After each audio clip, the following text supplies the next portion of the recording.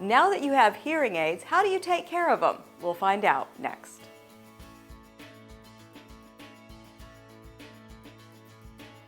Today on Moms Everyday, we are at Ardmore Hearing Aid Services talking with John Marshall about taking care of these very precious tools.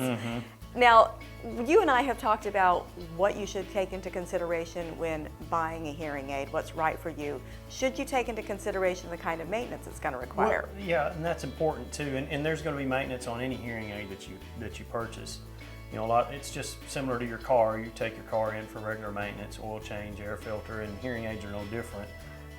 They're electronic devices, miniature computers that you're putting in your ear, and you need to clean them and maintain them. And that's just what I was going to say. They are small electronic devices, and they are inserted in a place that typically gets a lot of gunk. That's right. You're right down to it. So what should you do? Well, and also the time of year, and that's why the topic is good now, because summertime is very humid. We're outside, we perspire.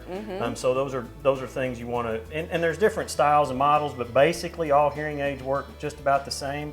Sound goes in and sound goes out. So you need to maintain those two places, and you can do that with a brush. You know, just brush these areas off. Oftentimes, and most manufacturers have something that's similar. You have another device on the end that goes into the ear that can be removed and replaced. That collects wax and protects the internal workings of the hearing aid to keep anything from going wrong that needs to be taken in or sent off for repair.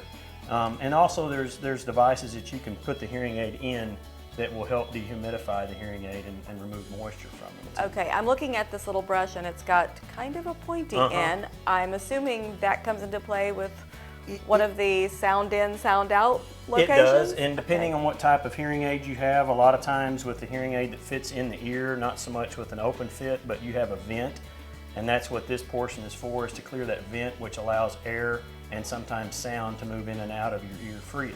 So that would be something that you would want to consider. And you know, and the main thing is to, you know, again, I always stress this point, get your hearing aids from someone close to home, because these things are, in the beginning you don't think about them, but then later on it becomes an issue where your hearing aid may not have been working for a month, and you bring it into your hearing aid provider and they can fix it in a matter of minutes.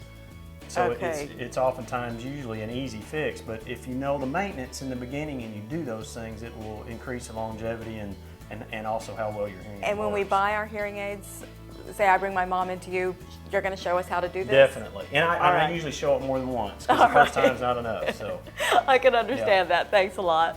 I'm Ellen Sacco. Be sure to check out our website, momseveryday.com/Texoma.